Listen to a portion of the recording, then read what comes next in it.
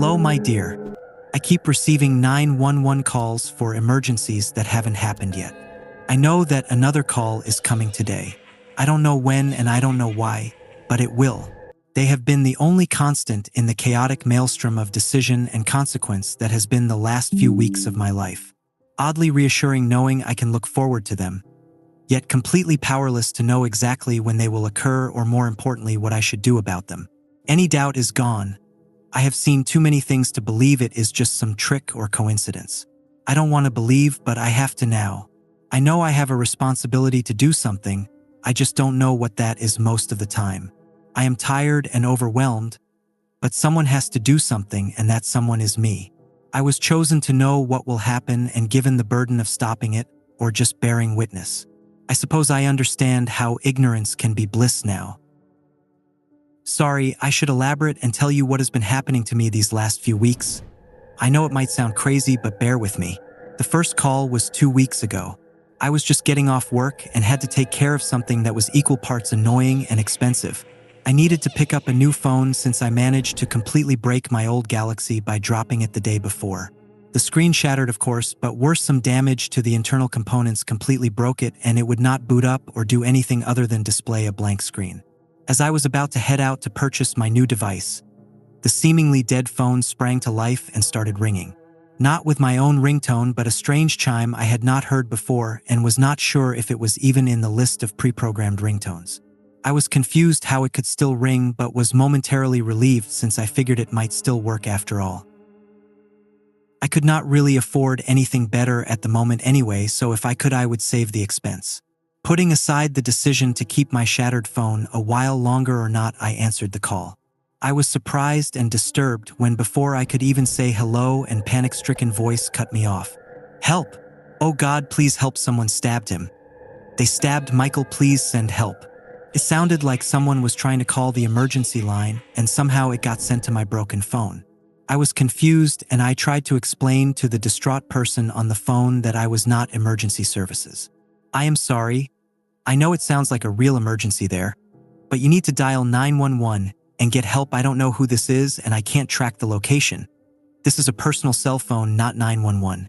Before I could try and explain more, I was cut off. What do you mean? I did call 911. I need help. Someone stole our car and stabbed my boyfriend, Michael. We need help now. Get a real dispatcher or something, please. He is losing so much blood. We need help now. We are near the park on. What was it? She paused, likely confirming the address. We are on 4th Avenue and Beckett Street, I think. Please send help. I did not know what I could do. I had tried to suggest they call 911, but they sounded sure that they had. I did not know how to tell the panicked woman that I couldn't help. I finally decided on a plan and told her, "All right, ma'am, try and stay calm. I will try and call emergency services myself and send them there. Please try and call 911 again over there and see if it routes you correctly so someone can help." What can I tell them your name is? There was a pause and the voice on the other line spoke again. It's Kendra. Wah. Static interrupted her response, and after a moment the line went dead. I tried to call 911, but after that call my dead phone had died once again, and it was unable to make even an emergency call. I hoped that whoever that Kendra woman was got hold of emergency services. I had no idea how I had gotten the call, but either way they really needed help, and I sure was not an EMT. I thought they likely got through since I did not get another call. But the more I thought about it, the more concerned and responsible I felt. I considered the location she gave. I knew that park, it was not too far from where I was, so I figured I would go and check and make sure that they got through to 911 and someone was there on scene to help. I drove out to the park and found the corner of the park by 4th and Beckett. Not many people were around since it was fairly late in the evening. Certainly, no signs of a stabbing or carjacking on this street corner. Since no one was around, I started thinking that maybe I had been the victim of a prank and that no one was here. It might have just been some elaborate crank call, meant to rile people up about emergencies for some kind of sick entertainment. I felt upset by being fooled, but also relieved that no one was really in trouble, and I decided to head home. The Verizon store was closed by that point, so I would have to try again tomorrow. I stuffed the Verizon coupon I had saved and hoped would help discount a new phone for me back into my pocket. Having scribbled the address that Kendra had given me on the back of the paper, I started to feel silly for having gone out there.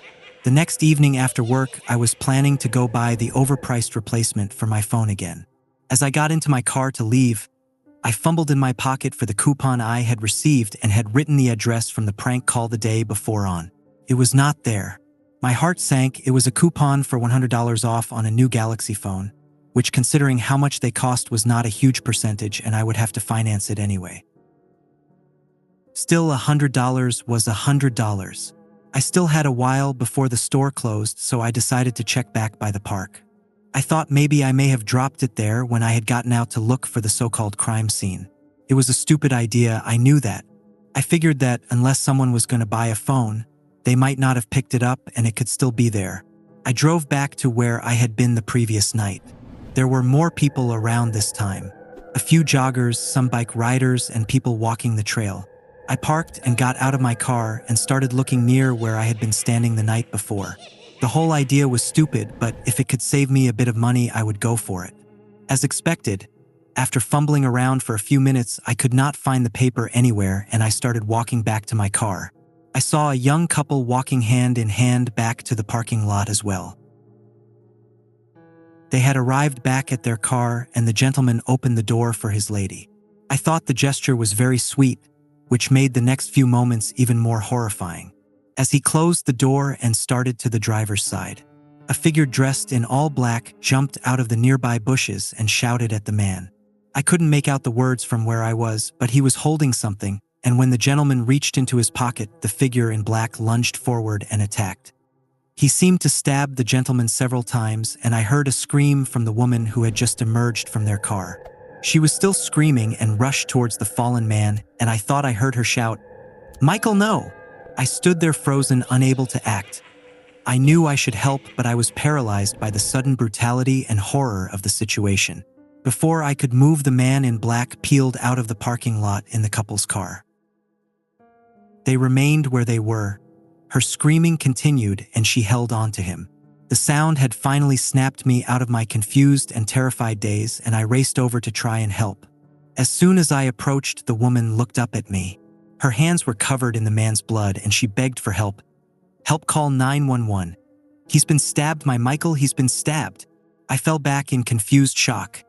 The voice was familiar, the name was too. That was the woman from the phone call yesterday. It sounded exactly like her. There was no mistaking it. I couldn't understand how it was all happening in that moment. My confused reverie was interrupted by the woman shouting me back to my senses. "Don't just stand there. Please, we need help." I did not know how to respond, but I managed to stutter out a meek, My phone's broken, I am so sorry, maybe I can find help." As I backed away trying to figure out what to do, a jogger had happened by and raced over to help. She sat down with them and was assisting in stabilizing Michael. She had given her cell phone to the woman who seemed to be calling 911. As she finished dialing the number, I felt an odd tingling in the air, and suddenly my broken phone vibrated and a notification bell chimed. I sat there dumbly watching everything unfold in disbelief. After a brief delay, I heard her speak, and I was not prepared, though perhaps I should have been, for what happened next. "Help! Oh God, please help, someone stabbed him. They stabbed Michael, please send help." I felt an odd thrumming of electrical energy from the phone as she spoke, and I knew what she was going to say next. "What do you mean? I did call 911. I need help.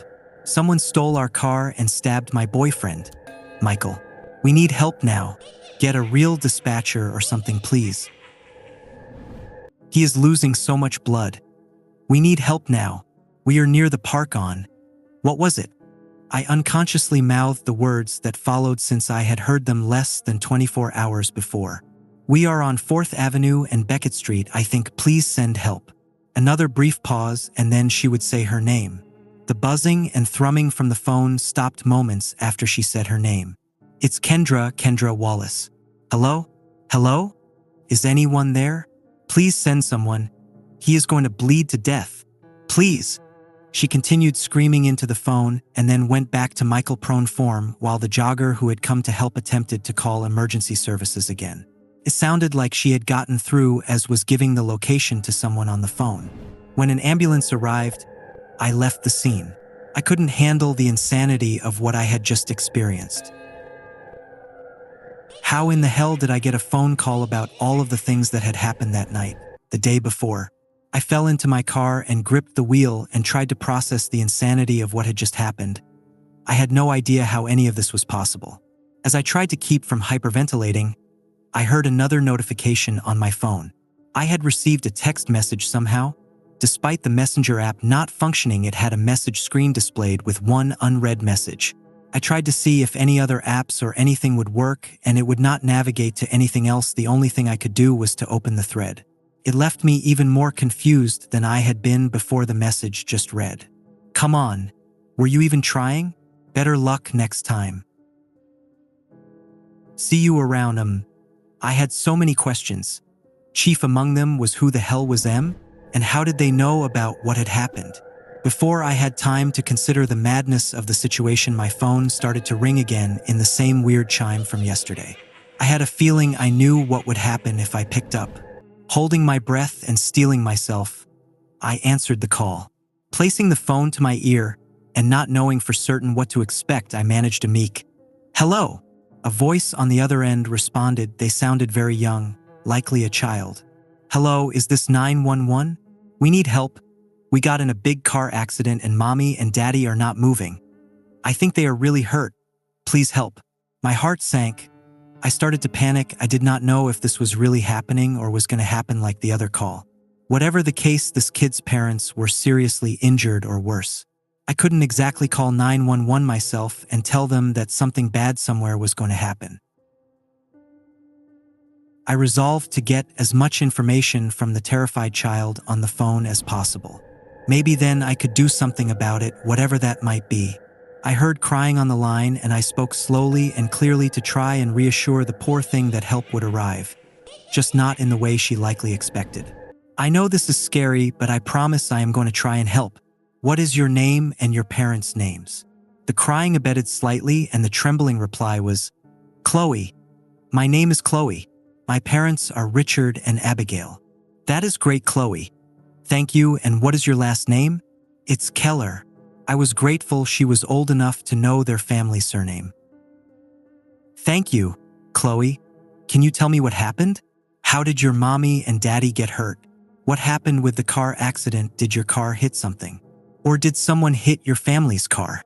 "We were just driving down the road and we were waiting at a red light, and as soon as it turned green and we started going again, a silver car hit us on the side and knocked our car over and it sped off." I heard more crying and I tried to speed up the questioning without pressuring her. I didn't know how long I had. "Do you know what type of car your family has? What color of car is it and what is the brand name on the back?" There was brief hesitation and then she spoke again. "It is a red car. I think the label says it is a toy something, Toyota. I don't know anything else, that is just what the label says." Red Toyota was something to go on at least, though I had wished I had the model as well. I did not bother asking for the plate number. I doubted she would know or be able to check that. "Thank you. Chloe, you are being so brave. Now can you see where you are? Are you able to see any road signs to help find where you and your family are?" I hope she was able to see something to help find them. I had a terrible feeling that if this was somewhere rural, I might not be able to find wherever it was happening. "I think I see a sign. I can't get out of the car, I am stuck. It is getting hard to see, there is smoke everywhere. I think I can see a sign by the light we were passing. It says Bishop or Bishop or something, I can't tell from here. Please, it is getting hard to breathe in here." I was dreading the implication of what she said last. If there was a fire and she was stuck in that vehicle and no one was around to help, she would not have much time. "Okay, that is great. Can you see another sign or anything else that can help locate you and your mommy and daddy?" She started to speak again but went into a coughing fit that lasted for several seconds. She managed to start again. "I don't see another street sign, but there is a bus stop or something near the road. I think I see a number 18 on it. I think... Oh no, help. The car is on fire now. Help. Please. Help." Static assaulted my eardrums as I lowered the phone in an anxiety-fueled stupor. The phone was dead again, of course. No indication it had just answered a call from a terrified little girl in the future. I had to do something. I had no idea if it was really going to happen twice. I would not take any chances, though. I hoped that the call came from within the city limits, otherwise it could be anywhere, and the chance of finding the right street and getting there on time tomorrow was near impossible. I looked up the municipal bus routes and tried to find a bus stop or route marked 18.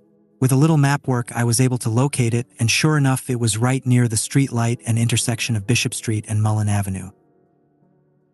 I had my location, or so I thought. Now I just needed to know when it was going to happen. I realized I forgot to ask what time it was when I was asking for details. I checked the phone just in case it had a timestamp from the call, but it would not display anything. My hunch was that since the call yesterday came later in the evening and the actual event occurred at a similar time of night, that the emergencies that correspond to the calls occurred at the same time, just on the subsequent day. I did not want to risk it in case I was wrong, so I resolved to take the next day off of work and get to that intersection and go on a stakeout and wait. I got there at around 6 in the morning and parked on the curb, near the bus stop but not blocking it. It was going to be a long day, but I tried to remain alert and vigilant. As I had expected, nothing happened in the morning or afternoon. I was about to conclude my theory as correct and expect the accident to occur near 10 o'clock in the evening based on the time of the previous call. It was 4:42 in the afternoon, and I was about to step out of the car to find a nearby public restroom, since I had been sitting there for so long. Suddenly, the phone sprang to life with that eerie chime. I looked at the road frantically for a red Toyota. The phone kept ringing, and I realized it might not be related to this instance. It might be a different emergency call. I answered, and I heard a new desperate voice begging for help. "Hello, 911? My name is Stacy Thomas, the first AM at the rest stop on exit 112, and we need ambulance and police here right now. A woman has been assaulted, and she is in bad shape. I think she is still alive, but I don't know. Please send someone." It was another one. I had to get more information. "All right, Miss Thomas, did you see anything happen, or did you just find this woman?" I was driving on the interstate and stopped to use the restroom. When I got to the woman's room, there was an out-of-order sign in front, but I heard a cry for help and found a woman who was battered and barely conscious inside. "I don't know what happened, but we need help here now." I considered how I could ask for more details without sounding strange and upsetting the woman on the phone. "All right, I promise help will arrive. Would you please tell me if the woman has an ID on her to identify? Also, if she has any keys on her, would you be able to tell what car she has parked there, if it is still there?" There was an audible hesitation, and I figured she was considering the odd question. "Isn't that something the police can do when they get here?"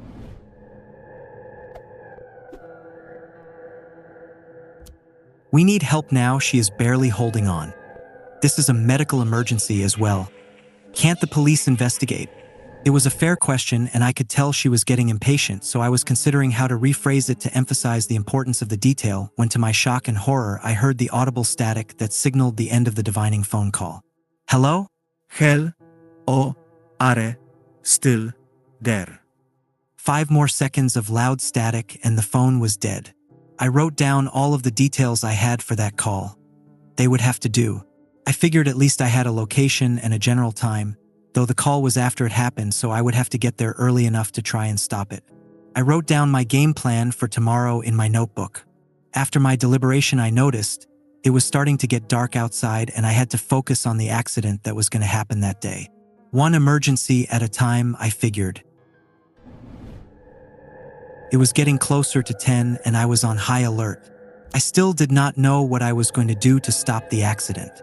When it was just a few minutes before 10, I got out of my car and walked up to the light. I was just going to have to get their attention when I saw them and hopefully stop them from crossing at the fateful moment. Sure enough, just a few minutes after 10, a red Toyota Corolla was heading towards the light and came to a stop. I looked in and saw a man driving the car with a woman in the passenger seat and a child in the back seat. I tried to flag them down, but they may have thought I was a panhandler, and the father ignored my attempts at getting their attention. My heart was racing. The light was about to change to green, and I knew in my gut it was going to happen. I decided to do something crazy, and I leaped into the road, directly blocking the car from going any further. The father scowled and started honking the horn at me, and the mother had a concerned, almost pitying look on her face. I realized I probably looked crazy to them, but I had to try and stop them from going at just that moment. I looked behind me and the light turned green. Nothing happened, and when I did not see a speeding car immediately, I started to doubt myself. The father looked angry now and was unbuckling his seatbelt, probably to get out and throw me off of the road. He never got the chance. I felt the air pressure and wind blast from a speeding car behind me, and a loud crash and strangled scream rang out. I looked behind, and a silver sedan was speeding away from the intersection, trailing blood in its wake. I did not know what it was, but something seemed familiar about that car. I realized in sudden horror that I had seen it before. It was the young couple's car from the night before. It had been stolen and the carjacker was still in possession of it. Before I could make sense of the horrible connection, I realized that despite saving the family in the car, someone else had not been so lucky. A cyclist had been crossing the road at the same time and was apparently struck by the speeding car instead of the family. I was stunned by the damage that had been done. The man on the bike was torn up and was very likely dead already. I could not process what I was seeing, but I heard a voice shouting in the dim periphery of my senses. "Richard, call 911, we need help. Someone hit that man." Chloe's parents stepped out of the car and told her to stay inside. She regarded me as I back away, and I saw the couple near the body of the biker calling the real emergency services. I backed up with a confused mix of emotions. I had saved the young family, but it had led to that cyclist being stuck instead. As I stood there in a daze, my phone vibrated and I noticed I had another message. I steadied my trembling hands and read it. "Very utilitarian of you. You saved 3 by sacrificing 1. You are doing better, but not quite there. Keep it up and don't disappoint me." I had no idea how to feel. I thought I could save them and I did, but at the cost of someone else. I could not figure out why this was happening to me. Why was I chosen? I felt confused and numb, but I had to put those feelings aside. Another crisis had to be resolved as I had to prepare to handle the other call from tomorrow. Today. All I knew about the next emergency was it was called in after the fact, and it was some sort of assault that left a woman almost dead in a bathroom at the rest stop near exit 112 near the interstate. The call ended earlier than usual, and I hoped this was not going to be a recurring thing. I barely had time to get that information.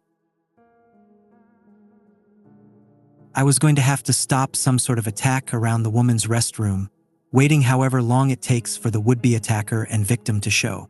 Easy, right? With more time to prepare for this one, I knew I would need to get some supplies. I went to a nearby Walmart and picked up some stakeout equipment. I bought some binoculars and some rope and zip ties in case I could catch the attacker and restrain him. I wanted to try and get a shotgun or something, but carrying that around near a public rest stop would draw too much attention, so I settled for a short-range taser and a hammer for a backup weapon. I had no expectation of what would happen, but if this person was violent as the call implied, I would need to be prepared for a confrontation. With my supplies in hand, I reviewed my plan. I had received the call around 4 in the afternoon, so I knew I had to get there well before then. As for what to do when I got there, I did not know too few details on what happened specifically. I would have to get there early and wing it and hopefully save that woman. Perhaps just being there might act as a deterrent. I spent the rest of the night trying to research the victims and see if there was any connection between them. I had no idea if there was, but something about those odd texts from M made me think they might be less random than I first thought. I created a makeshift conspiracy board, complete with different colored threads to link people and things together. Despite how crazy I felt when looking at the web of random people and events, I shrugged and set about the task of making sense of as much as I could while I had time. I looked up any news from the car accident today.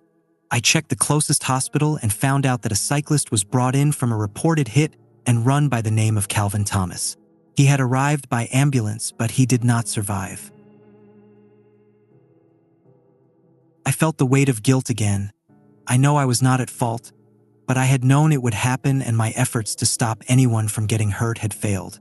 I tried to ignore the nagging feeling of despair and focus on my research.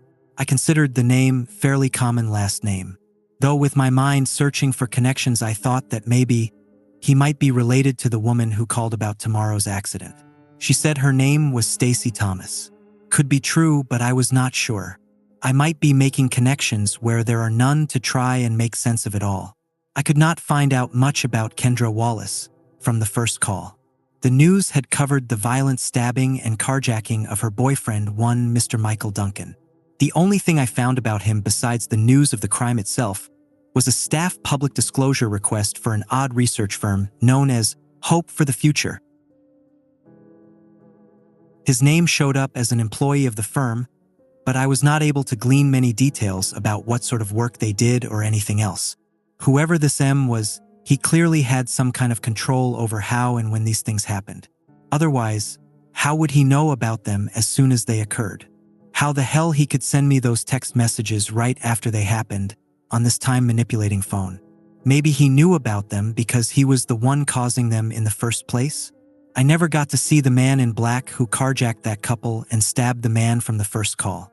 He could still be driving the car he stole, the same car he was driving when he killed that cyclist in place of the family. I considered he may even be parked at the rest stop tomorrow somewhere, waiting for another victim to come by. Based on the taunting messages, he would also be waiting for me and whatever it was he expected me to do. It seemed like it was some sick game and he was using some impossible time manipulation skill to predict the future as a means of messing with or testing people. Those messages he sends, they all read like this is some sort of test that he is giving me and that I have to meet some expected outcome that only he knows about. I felt like I was walking into a trap or some unwinnable situation, yet I knew if I did nothing then the tragedies would really happen. I slept poorly that night and had dreams of failing to rescue the people who had called for help.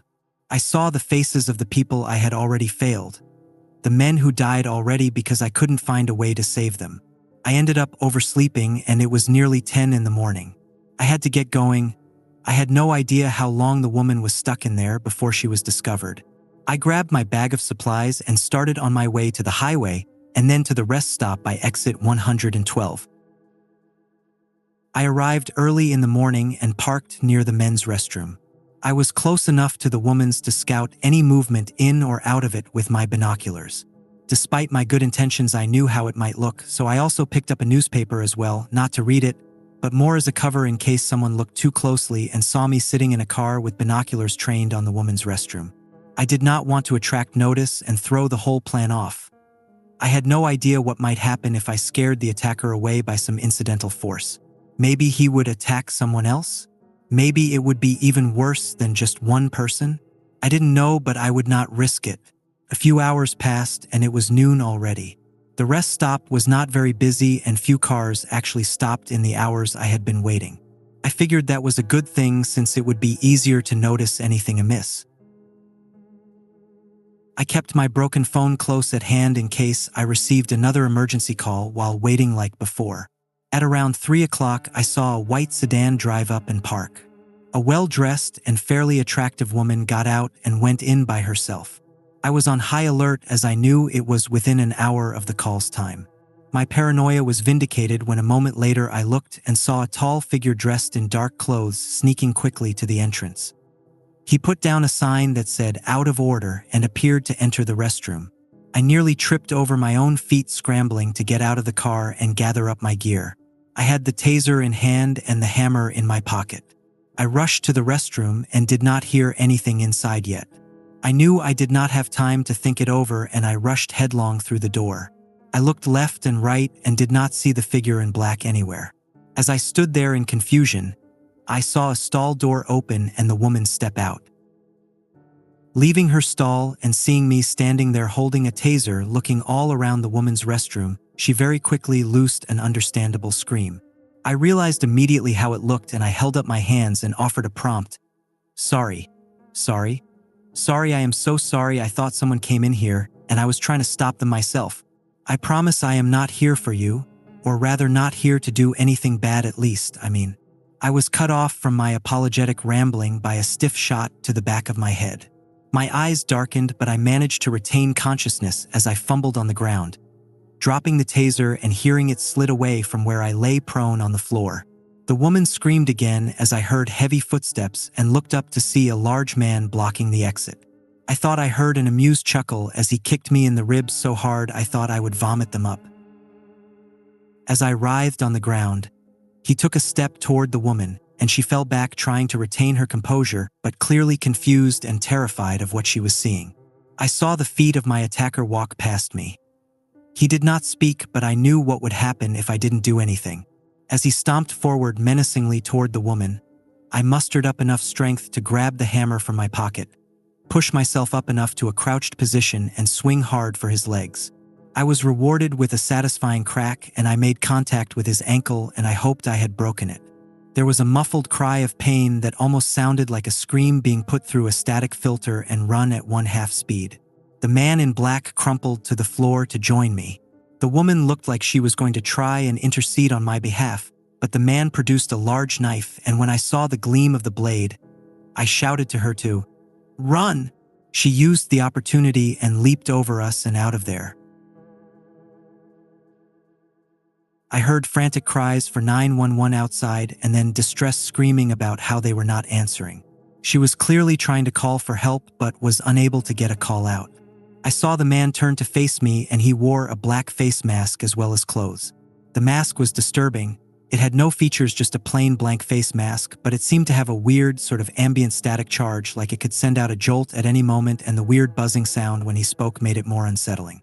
I could not see any of his real features underneath, but I heard an angry and pained grunt, and he raised the knife he had and came after me. I threw myself back at the wall, avoiding a stab directed at my heart. I had to disarm him, so I swung the hammer at his hand and managed to knock the blade free. In my moment of tactical satisfaction, I did not see his other hand balled into a fist, and he smashed me across the face with a brutal hook that left my ears ringing.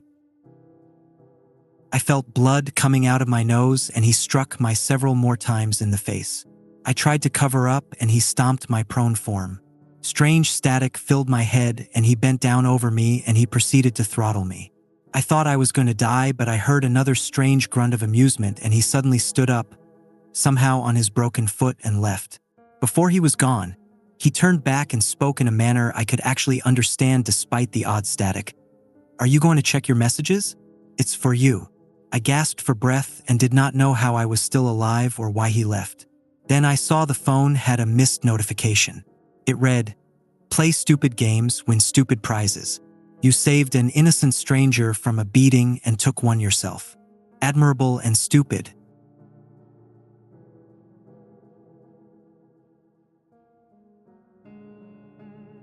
Shouldn't say too much, but consider who you are really saving and why. Have to go now. You really should answer your phone, someone's calling, and it's rude not to pick up. I sat alone on the restroom floor, bloodied and confused as the message vanished and the phone began to ring. I wiped the blood from my nose and answered the call. I held the phone up to my head with the arm that was not as injured and heard a panicked voice call out on the line. "Help! There is a fire here and we are stuck in the building." A brief coughing fit interrupted the caller, no doubt due to smoke inhalation. I could hear an inferno in the background, and they continued. "My name is Kylie Burke, and I am a secretary at the Hope for the Future Research Center on 311 Lang Street. We don't know what happened, but a fire broke out and someone blocked the exits. We are stuck in here. We tried breaking the door down, but we can't, and it is getting hot to the touch. Help us. We are going to die unless you send the fire department now. Please help." I was not sure how I was going to stop a fire, but I would have to do something to prevent it in the first place. It sounded like details were scarce, and I was trying to think of what else to ask, to see if any more info could be gleaned when I heard the static and the panicked, "Hell? Oh, please. Hell? Us." A loud crash signaled the end of the call, and the line was dead again. I had to find that building and do something to stop that fire. I did not know how many people were in that building besides Kylie, but it could be dozens or even hundreds, and they were likely all stuck and would be burned alive. My mind raced. Lots of things could start a fire, but I considered the blocked doors, and the situation stank of some malicious influence. It might even be the same person who has been committing all of the other future crimes so far. He has been at every event, and my gut convinced me that he would be there, and he would likely be the one starting the fire. I pocketed my phone and tried to rise, but my whole body ached from being beaten almost lifeless. The shock and adrenaline of the fight and answering another call was starting to subside, and I was finally feeling just how injured I really was. As I tried to stand up, I fell back down with a shock that made my body writhe in pain. Just then, the woman I had saved from the attack earlier came back in and tried to help me. Her initial concern must have abated when she saw me try and defend her, though she still had a somewhat doubtful look on her face when dealing with me. She did seem to want to help now and said, "I am sorry, I can't get a hold of anyone. This place became a dead zone all of a sudden and I can't get the police or an ambulance here. It seems like you really need some medical attention. Thank you for stopping that man. But who was he and how did you know he was coming for me?" The question was a good one, and I struggled to come up with an answer that she would believe since I couldn't exactly tell her I got a call from the future where she was likely dead. "Oh, I don't know who he was, but I saw him creeping around and thought he might be up to something when I saw him come in here. I am sorry for scaring you earlier." I introduced myself and she did the same. I learned her name was Bianca Sinclair and she was a researcher at the Hope for the Future. That name was cropping up a lot. I wondered if maybe M was targeting people who worked there for some reason.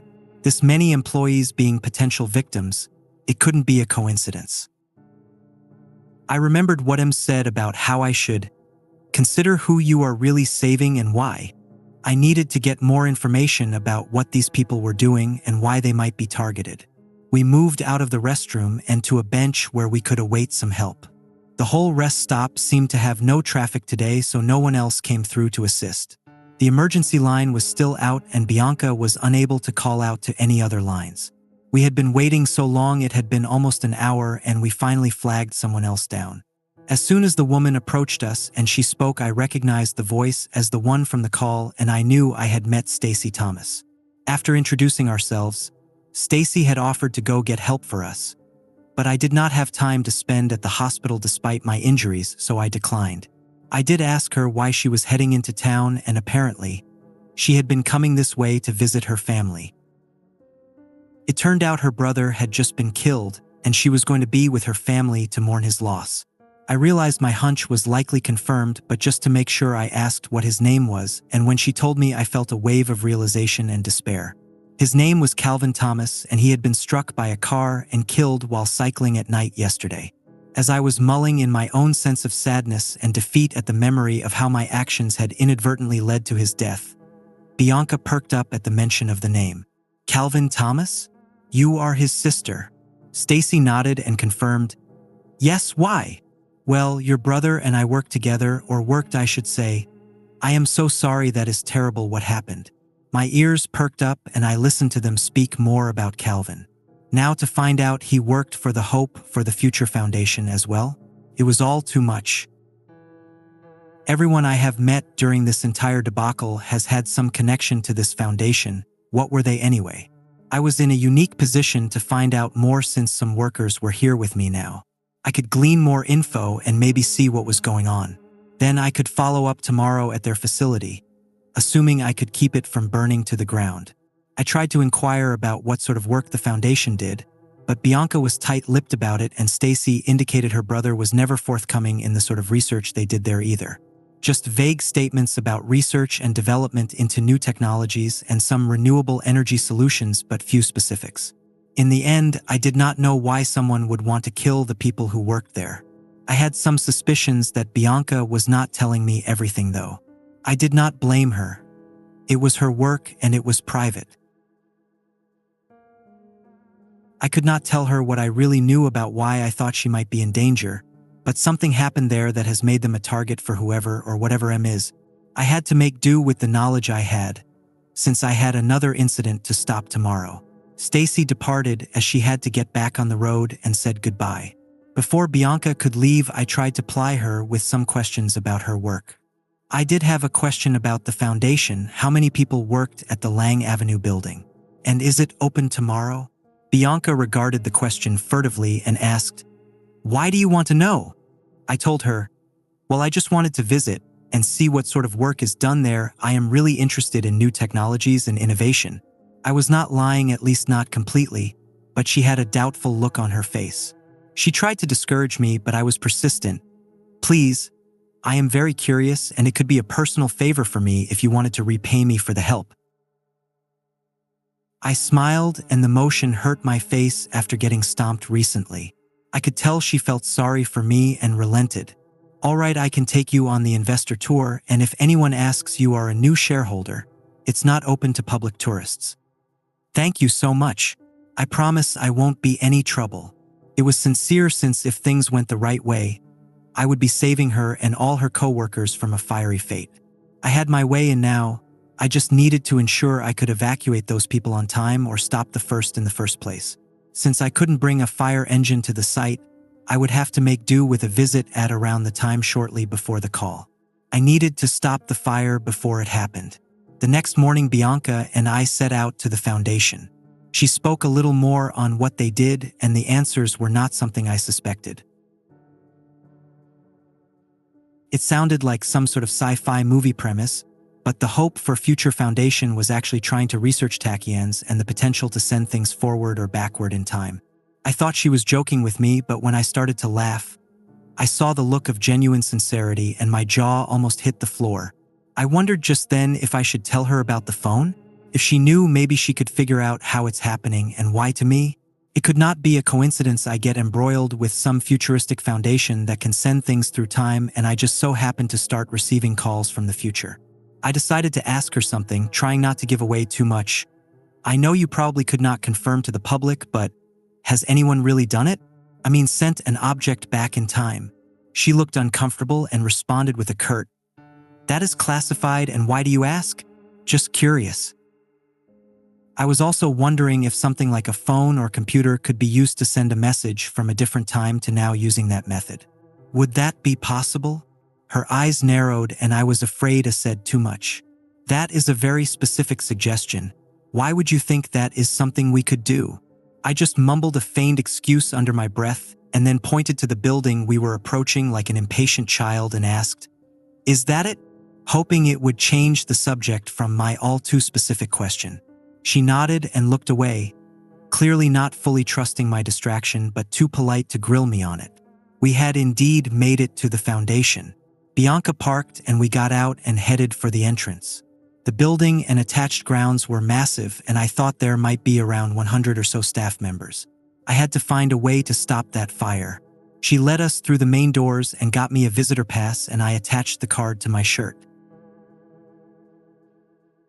She told me up front that over 2/3 of the complex were off-limits to visitors, and we would mostly be viewing office space and some of the nearly complete energy projects.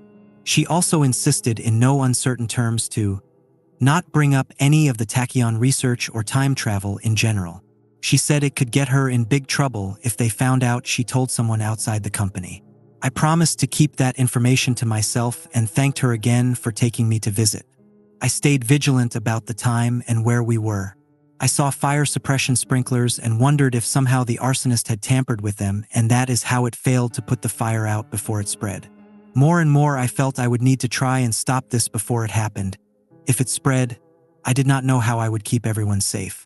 We were walking down a corridor to the next section of the tour when a group of researchers in hazmat suits walked past us. I wouldn't have thought anything of it, but I felt a strong static discharge around me as one of them passed by. My phone was vibrating too, and an all too familiar unsettling buzz was in the air. I looked back and I saw one of the hazmat suit-wearing scientists break off from the group, and I saw the glimmer of a strange hazy aura around their covered face. My heart sank. He was here. I stopped walking and Bianca looked back, wondering why I had paused. "What is it? What's wrong?" I did not know what to do or say. I could not explain it, but I somehow knew that was him. That was M.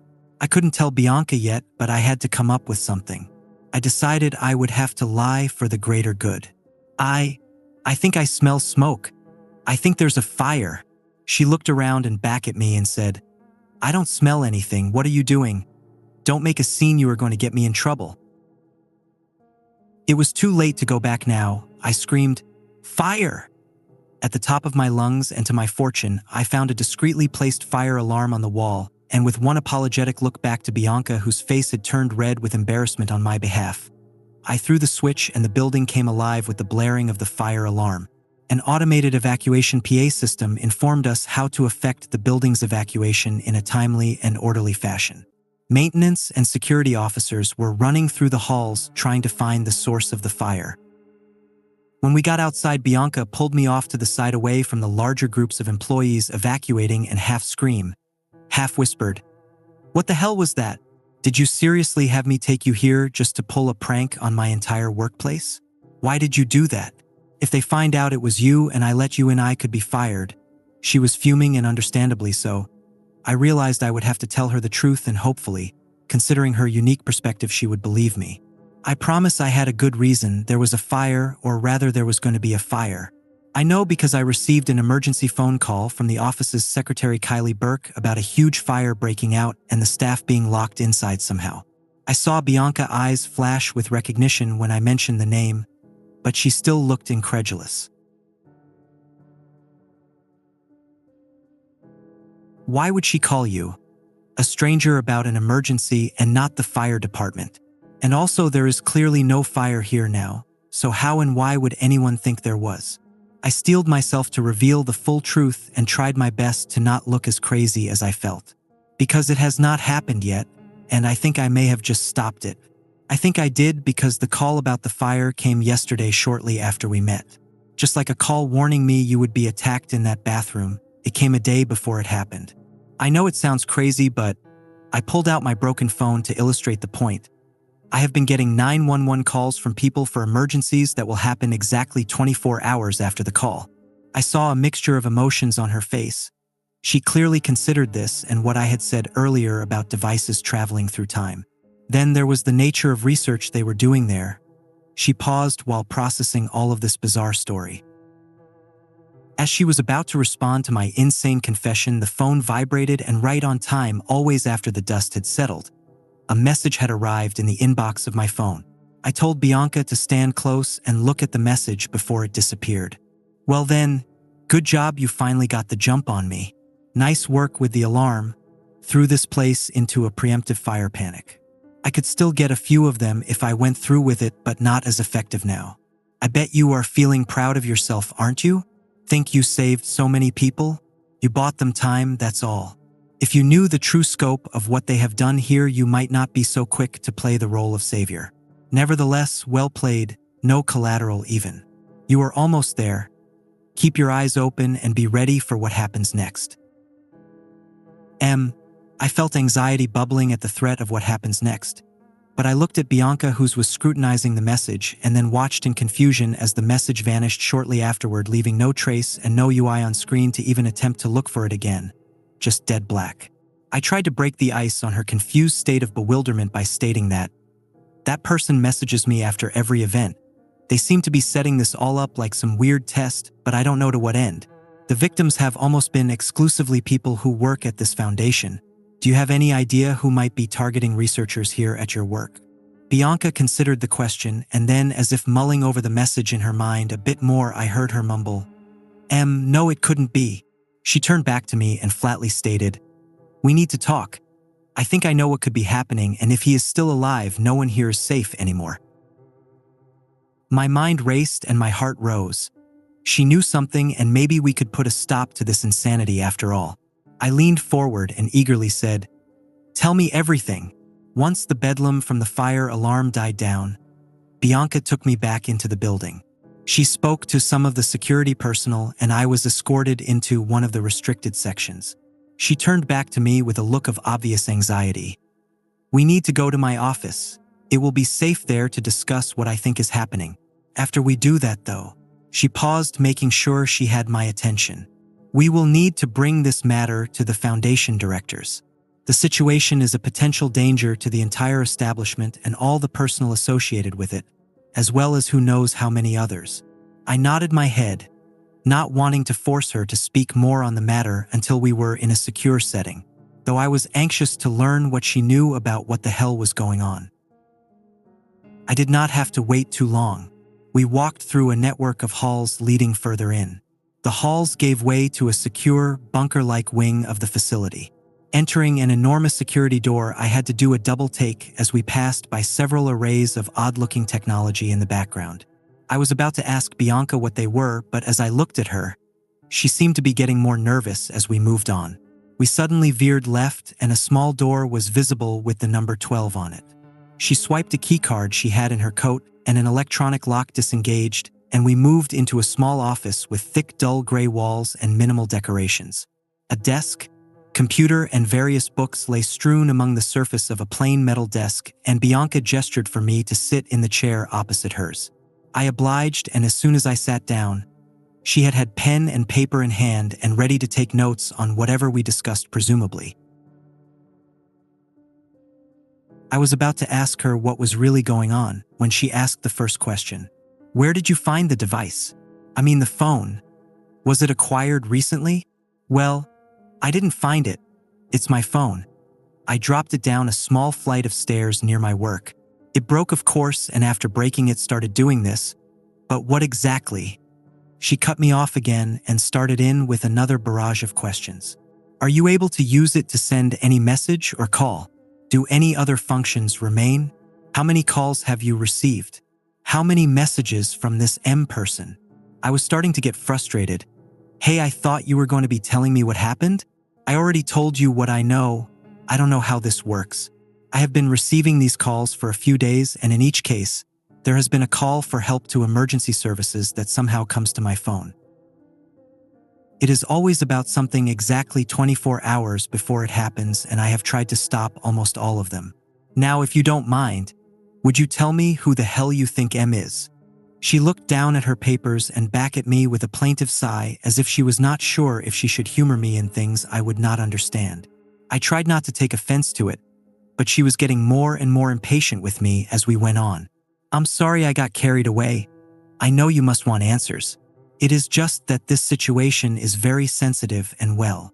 She paused again, her impatience giving way to that same concerned look from earlier. You must understand that what I can tell you is limited. Many things are strictly confidential, and what I do tell you must never leave this building. I nodded my head again, and she continued, Good. Well, as I stated before, this foundation has been researching radical new technologies that would revolutionize and change the world as we know it. One of the most significant projects under our purview was Project Echo. This initiative was led by one of our best, a brilliant man named Dr. Roland Merrick. Merrick was not only the director of Project Echo but the mastermind behind the research involved in its inception. This project was an attempt to successfully send an object back in time using a tachyon transmitter. Merrick was a genius in the field of temporal research and experimentation. This project of his had even reached the point where the experiments involving the proposed goal of transporting objects forward or backward through time were becoming genuinely possible. All that was left was a practical test of the device. But she trailed off, her tone shifting from one of admiration to tragic concern while she continued. There was a terrible accident that occurred during the first fateful attempt. An energy spike threatened to destroy the project and set us back years in our efforts. Dr. Merrick broke the safety quarantine in an effort to shut it down and save the device, save his life's work. It was too late, however, and Dr. Merrick ended up being wholly disintegrated on an atomic level, along with the devices he was carrying. We continued following up on his project, but he has been dead as far as we knew for over a year. At least it seemed he was until now. Considering this mysterious attacker who is able to predict things before they happen and is targeting Foundation members, along with leaving the initial M in a message, well, it suggests an outcome we did not expect. I could not believe the insane tale that was being told to me. Secret time travel research? This was crazy stuff. Yet it was hard not to try and believe some of it, considering what I had experienced so far. How else was my broken phone receiving calls from the future? But that begged the question, why am I able to receive the calls though? And how or why is this dead scientist returned from beyond, contacting me after my efforts to prevent disasters that he might very well be orchestrating? She looked at me and then her notes and responded, That is the question. Remarkably, it seems he is not dead, but actually made it back through time in a very corporeal way. Why he has contacted you, I am not sure. I considered her answer, but was still very confused on one detail in particular, M's motive. If he is back, why would he be trying to kill you all? Shouldn't he be trying to get in contact and share his discovery and not murder the faculty? She seemed caught off guard by my question and looked away to her papers while giving me a dismissive sounding. I don't know why he would wish to kill his former co-workers, Perhaps the process of phasing between time has damaged his mind and he is lashing out at the people who he can remember. Maybe he blames the Foundation for letting it happen to him in the first place, I don't know. The explanation did not sound authentic and I felt like she was holding something back. I did not push the subject, but I knew there was more to M, or I should say Merrick and his motivations. Now that you have your answers, I am going to need you to come with me and speak to the board and see what they think we should do. All right, but what else do you need from me? I asked, feeling more uncomfortable as I sat there, not knowing what was going to happen to me or what M might try to do next. We just need to see what the board suggests we do now that the facility might be compromised. This is a serious situation and it has been shown that you are not entirely safe either, despite his attempts at communicating with you. We left Bianca's office and walked down a corridor to a large antechamber that looked more like a military command and control center. There were armed guard and scientists everywhere. Cables snaked in every direction and the thrum of energy could practically be felt in the room upon entering. Several scientists sat around a table discussing and murmuring things to each other, and Bianca approached them slowly. Directors, I apologize for the suddenness of this meeting, but we have a serious situation. She paused briefly, waiting for the entire group of members at the table to turn their attention to her. I have uncovered evidence that suggests that Dr. Merrick is still alive, and worse, he has come back here and made contact with a temporal anomaly. He seems to be contacting someone through the anomaly and is trying to kill faculty members. There was a mixture of gasps, dismissive chuckles, and stern grunts as the collected board members digested the news they had received.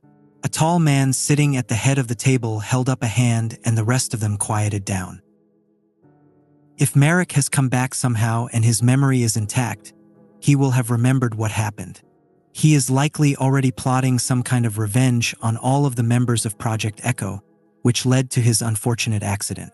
It is also likely he was responsible for Calvin and Michael S. deaths. Put the facility on high alert and we need to do something about this madman. I heard the names spoken and remembered the first two victims. I knew they worked here, but did both men work on this Project Echo? What did they do to Merrick besides failing to save him from getting zapped by a machine? Another voice chimed in. What about the anomaly you mentioned? Is it still intact and still here? Bianca paused a moment, looking uncomfortable, and then pointed to me. I held up my hands and started to panic. What were they going to do to me? No, wait, I don't know what you all think I am, but I did not sign up for any of this. I just broke my phone and was trying to get a new one from the store before I got the first of those weird calls. I pulled out the phone and everyone took a step back like I had just drawn a gun on them. There was a high-pitched beeping from one of the machines nearby and an attendant looked at the screen and then back at me and his jaw dropped. They clearly knew something about this thing that I didn't.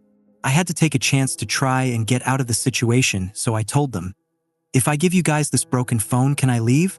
It sounds like you need it and not me. There were murmurs and whispered conversations, and when most of their heads began shaking in disapproval, I knew I was in trouble. Bianca spoke again. It would be best if you gave us the device and came with us to a holding cell.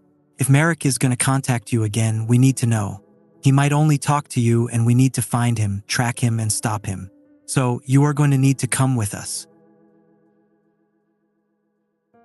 She said it all with a pained expression of resignation, clearly not wanting to have me taken into custody, but not being able to go against the director's orders. Wait, hold me? No way. You don't have the right to detain me. I haven't done anything wrong and you are a goddamn research facility. You are not the government, are you? My rant was met by stony faces and no answer to my question. My heart sank and I realized that these people were serious. I don't understand this. You are saying there's some time-manipulating madman trying to kill everyone here and you want to lock me up and take away the only device that has given me an edge. I was getting more scared and confused by the moment. This turnaround and Bianca's betrayal of trust was especially painful, though in the end she did not have too much of a choice. As the guards moved in, I kept speaking to try and convince them. What are you going to do about him? Why is he really trying to kill you all? The director stood up and brushed off his coat and responded with a dismissive, I'm afraid the rest is classified. Get this man out of here and confiscate the device. We will need to run some tests on it. If Merrick calls, bring it back to him and put both of them in the tracking room. Several guards moved towards me. I was about to be taken away when the phone vibrated and I pulled it out to look at the screen, now come to life. The security personnel backed away at the urging of the scientists since they did not want the device damaged, which I found ironic since I broke the thing already, and that's what started this mess. The director spoke again, more concerned with the phone than anything else. "What does it say?" he asked with genuine interest. I read the message but did not say anything out loud. It just said, "Duck." On instinct, I followed the command and grabbed Bianca's arm and pulled her down as well. We both hit the floor and a large structural beam crashed down and swung into the room, smashing into all of the guards and several scientists. It missed the board members by inches, and we only narrowly avoided being crushed by abiding the warning from the message. The director at the head of the table stood up and shouted, "Arrest that man and get that phone." I heard guards mobilizing nearby, and I did not need any more prompting from there. I ran. Bianca considered following for a moment, then held on to my hand as if considering restraining me. She ended up letting go with a look of sad resignation and muttered the words, "Go quick." I started sprinting down the main hall and was about to run headlong into a group of guards when my phone messaged me again and said, "Stop, down to the ground." Once again, I followed the instruction. As the guard charged in to seize me, a panel on the wall exploded and a current or electrical energy bolted through all the guards and violently electrocuted them until they lay on the ground smoldering. The smell of burning skin and ozone was horrifying, and I checked myself to find I was somehow unharmed. I managed to get away down a random technical corridor. I could not see anyone, but they were closing in by the sounds of footsteps. I ducked into a supply room to hide. As I huddled in the corner, I could not believe it when my phone started ringing again. It was a particularly bad time for a call, but I answered it all the same. It sounded incredibly distorted, and I could barely hear through all the static. "Hello, 911? I would like to report an emergency." I got out my notepad and got ready, but I heard another static burst. "Did you want to know? Come again? Did I want to know what? What happened? Is someone injured?" The voice continued, and an awful static squelch almost deafened me. "Just kidding, you really are the real deal. Running for your life, but still takes a call to try and help someone. Anyway, did you want to know what really happened?" The voice altered again, and I realized it was mostly likely M that I was speaking with. "I am just calling to say it's not 24 hours this time. These people are going to die. My wife and children, myself, we all die due to their negligence. If you do exactly what I tell you, you can hear the other side of the story. Then you will have to decide if they are worth saving. You have no idea what they have done, or worse, what they will do. The emergency this time is that the Hope for the Future main research building has a device that contains such an prodigious amount of energy that if overloaded could obliterate this facility and a surrounding 4 to 5 miles. It is going to explode, and there's nothing those murdering, brainwashing, immoral maniacs can do about it this time. I will get you out of there, and you will have 3 options. Use the next hour to get as far away as possible and save yourself, which I doubt you will pick. I heard a static-laden chuckle that hurt my ear. Second option. You can meet me at the observation tower outside Building 2. There I can tell you the real truth of what happened, and you can decide what you will do on their behalf. Third option, you can listen to their lies, try and stop me and fail. Or worse, go willingly into their custody, and they can proceed to disavow knowledge you were ever here while they experiment on you, and you find some horrible way to die in their custody not knowing why you ever tried to save them. I know you will make the right choice. I have faith, do you? Before I could say a word in response, the line went dead, and I was left with an impossible task. I had to stop him from killing all these people. Despite their attempts at abducting me, they did not deserve to die in a fiery explosion. Especially not Bianca. Though I did not exactly trust them either, and M had said something about them killing his family and others. There were enough serious accusations and evidence to give me pause in trusting either the Foundation or M. Though I could not help but consider, what did he know? I had to make a decision one way or the other. Time was running out. My mind was racing. I did not have much time as I considered what to do. First, I had the pressing matter of escaping the facility. I had to leave and find M. I had to find out what he knew. While plotting a means of escape, I got another message on the phone. I read the message and saw a longer message than normal. It looked like instructions. You might want to write this down and follow these steps exactly. Write fast since the message won't stay on the phone very long. Open the door in exactly 1 minute and 52 seconds after this message is gone. Turn right and go toward a maintenance closet. There will be a tunnel connecting it to main access concourse. Ignore the steam and any exploding pipes, that is just some cover for you. Don't take too long since if it dissipates, a group of about a dozen guards will see you and likely catch you if you are not fast enough. Keep heading down the main path and take a left to find an employee locker room. There is a hazmat suit that will help disguise you and security credentials in case anyone asks. Head to the main bulkhead and place the phone on the power junction and wait for the door to open. There might be a hissing sound that is normal. Head out the main door and move along the northeast road to get to the path to Building 2. I will be waiting for you and your decision at the top of the watchtower. I finished writing down the instructions just as the message vanished. I looked at my hastily scrawled copy and remembered I needed to start counting. I did not have a stopwatch and obviously my phone wouldn't work, so I counted and hoped I would get it right. At the moment I reached 1 minute and 52 seconds, I threw the door open and ran. I moved per the instructions that I had tried to commit to memory in the brief time I had.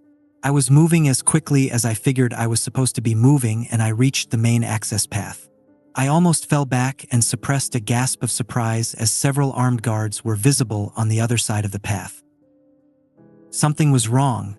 There was supposed to be some sort of steam cover. I tried to carefully step back around the corner, but I heard a voice yell out to, "Stop!" I was about to run back the way I had come from when that same voice turned into a scream as I saw several pipes around the guard's head explode in unison. He was enveloped in scalding steam that burned him so severely, he fell down into an agony-induced sort of coma. I had no idea if he was alive, but I did not have time to check. The other guards had heard his shouted warning and were on alert. I took the opportunity to flee down the corridor. Sure enough, when I reached the locker room, it was empty of personnel and a single hazmat suit was draped over a bench near the back corner. I put it on as quickly as I could and pocketed the keycard that was with it as well. I found the main bulkhead door and placed the phone near the power junction, and the hissing sound was almost immediate. I did not like the sequence of other sounds that began to carry through the machinery, but I had no time to worry about it, so I moved on.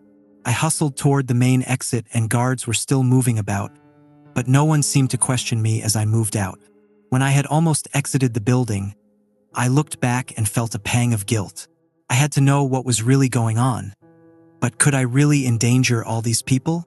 I did not know what M was really capable of, but I thought that maybe I should at least warn someone. I decided to approach the front desk and speak to the receptionist on my way out. She looked confused as I approached, no doubt wondering what a high-level scientist, at least according to my fake credentials, was asking of her. "Yes, can I help you, sir?" I recognized the voice immediately.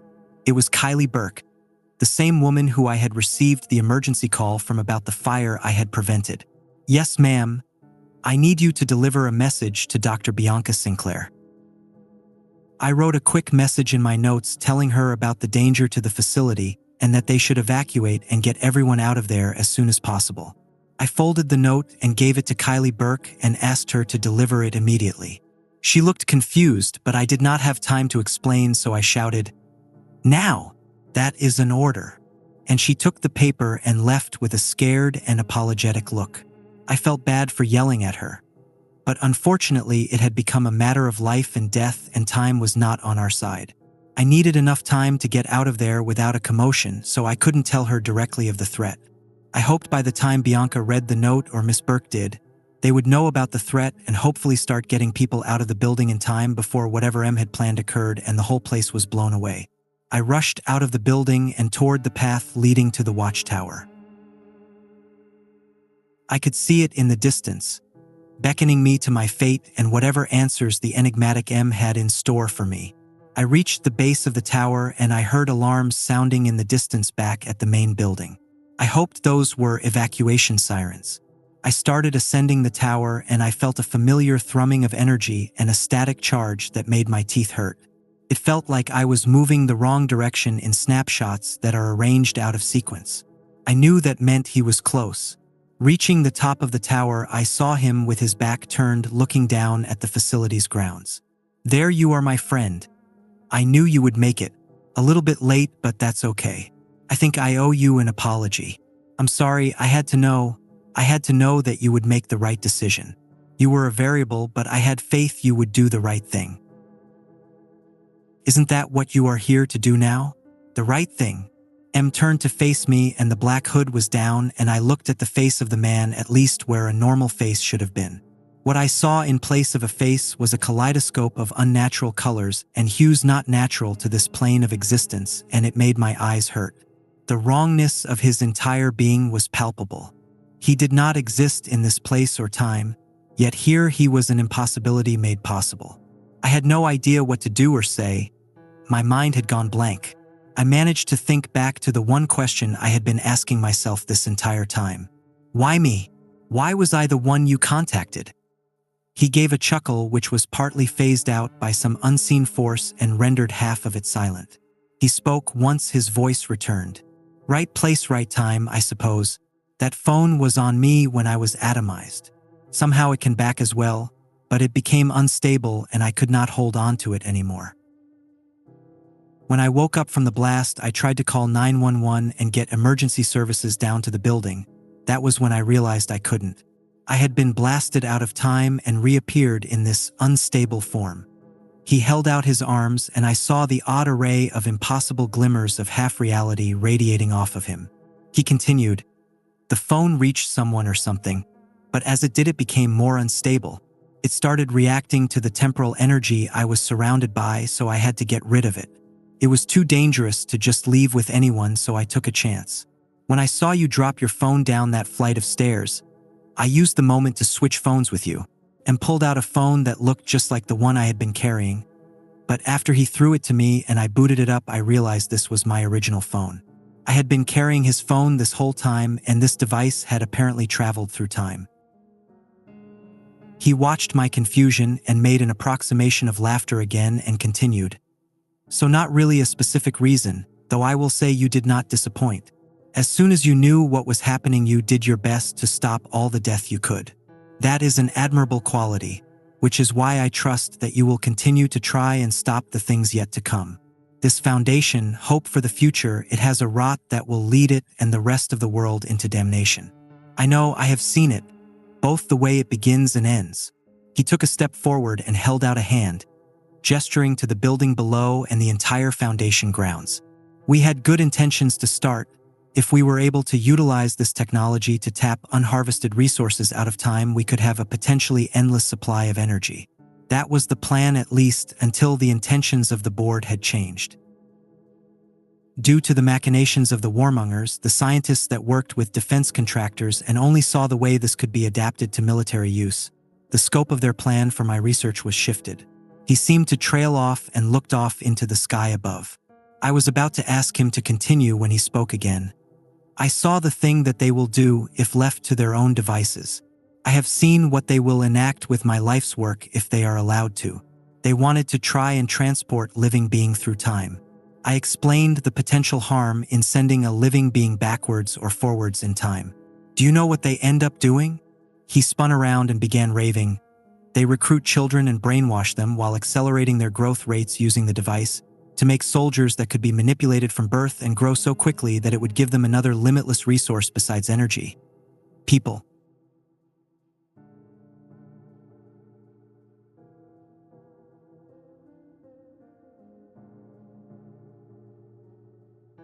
They use this temporal manipulation to create a large army of these child soldiers, among other atrocities. My own son gets taken and forced into the same program. He dies shortly afterward. My wife tries to put a stop to the foundation, but she is silenced as well." He paused and spat on the ground and looked back at me intently, and the horrible visage grew even worse. "That's not all," M said while watching me recoil at his previous admission. "Their plans devolve further if they are successful. The future becomes a dystopia where the Foundation controls nearly all the levers of power and essentially becomes the main force behind the government and the nation's military. They rule almost unopposed and delve into even more unethical practices. All this being enabled by their exploitation of my life's work, the temporal transmitter. It is still intact and they will eventually manage to reactivate it, and when that happens... He trailed off again, clenched his fist and resumed. Before that happens, they must be stopped, and the only way to ensure they are is if the entire rotten tree is felled. His visage took on an eerie quality as he stood there staring intently at me while he declared his homicidal plans. In a few years they change the state of the world. In a few decades their manipulation ends up leaving the world a war-torn and blasted hellscape. They deserve a death far worse than what I am providing them. I took an involuntary step back at the horrific implications of what he was saying. If that was what the future had in store, we were all in real trouble. I agreed that the device needed to be destroyed, along with his research, but condemning everyone that worked there seemed a step too far. I summoned my courage and stepped forward, asking him, "What do you need from me? Why do you need my help or think I would help you kill all those people?" He pointed at me and said, "You have a choice, you can decide. I know that in tough decisions you can make the hard call. Well, you have to make the call now, kill hundreds to save billions. You already set this in motion. When you placed the phone on the main power junction, you sent a remote bundle of temporal energy into the device's main generator. When this is triggered, it will annihilate the building and everyone in it. It is all controlled by the phone. I had to abandon the phone because the energy it contains is harmful to me now. Yet it still contains great power beyond receiving message from out of time, power that I had to entrust to someone. I needed someone I could trust to do the right thing. That someone is you. You have to save us and save the world. All you have to do is dial 911 and... Boom! A genuine smile spread on his tortured features, and it looked the worst by far. I returned his gaze and asked him, "Why not destroy the device and let the people go? Why do they need to die? You cannot know for certain that everyone who works there is corrupt or would even be able to do any real damage without the device and your research." Instantly he snarled and responded, "No, I have seen what they can do, what they will do. Even the most mundane of workers, all of them bow to power and tacitly endorse the monstrous regime with their inaction. They all have to die. Now make the choice." I had no idea if my message had been headed or what the status was on people evacuating the building. I saw a lot of vehicles moving about, but still too many there. I couldn't do this, not now.